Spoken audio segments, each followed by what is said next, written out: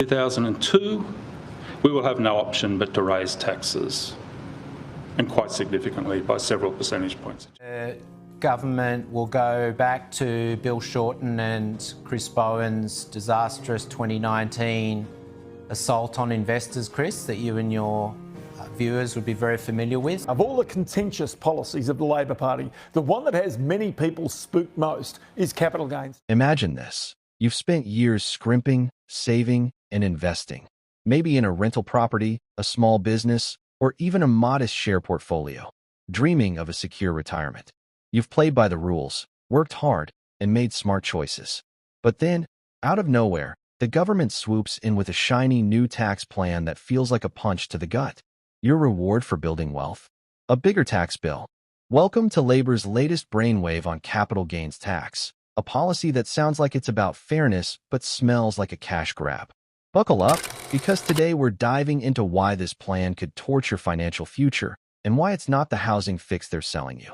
Setting the scene. It's 2025, and Australia's housing crisis is the talk of every pub, barbecue, and group chat. Prices are through the roof, young families are drowning in debt, and everyone's pointing fingers. Enter Labor, stage left, with a promise to fix it all. Their big idea?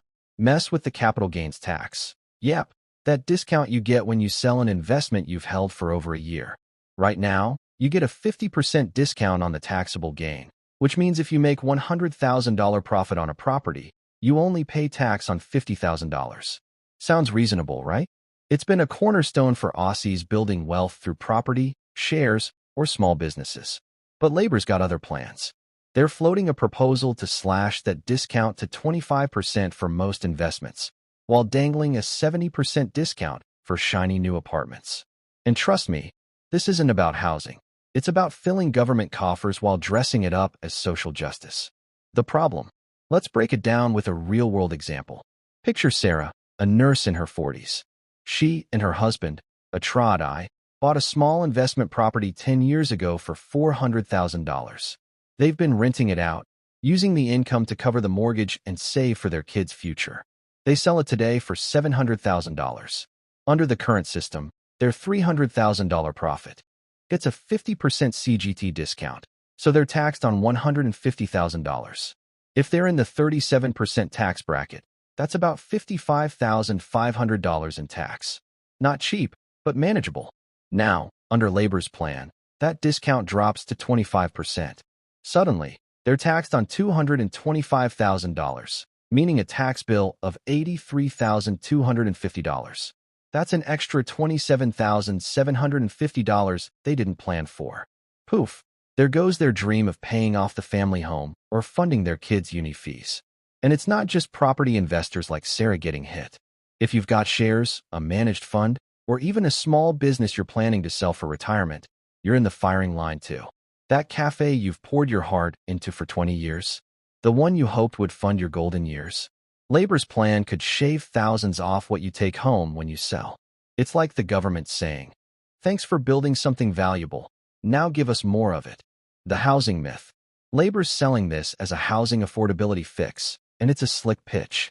They're leaning on a report from the McKell Institute, Labor's go-to think tank for policy fairy tales, that claims tweaking CGT will magically unlock 130,000 new homes by 2030. The plan? Incentivize investors to pour money into new apartments by offering a juicier 70% CGT discount, while punishing those who invest in existing homes with a measly 35% discount. Sounds clever, right? Except it's not. Think about it. If you're an investor, you're not a charity. You crunch the numbers and go where the returns are.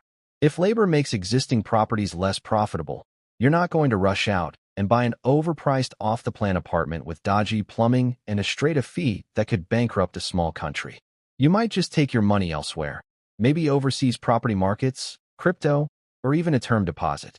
Less investment in property means fewer rental homes, tighter supply, and, yep, you guessed it, higher rents and prices. Basic economics. Tax something more, you get less of it. It's like taxing coffee shops to get more baristas. Good luck with that. The political play. So why is Labor so keen on this? It's not really about housing, it's about money.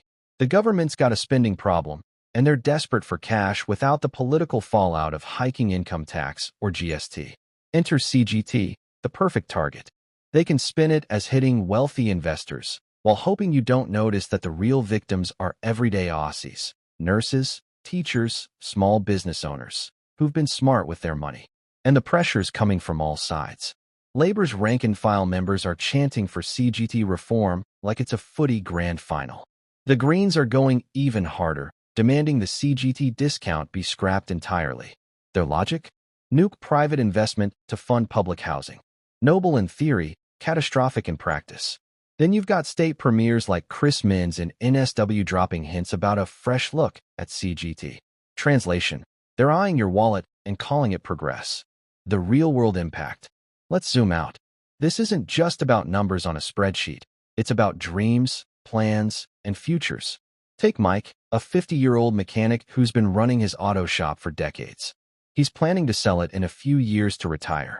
That sale, with the current CGT discount, might net him enough to live comfortably. Under Labor's plan, his tax bill could jump by tens of thousands, forcing him to work longer or scale back his retirement plans.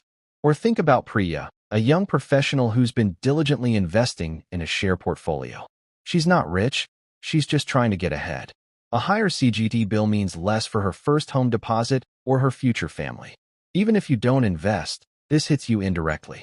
Less investment means fewer businesses expanding, fewer jobs created, and less economic buzz.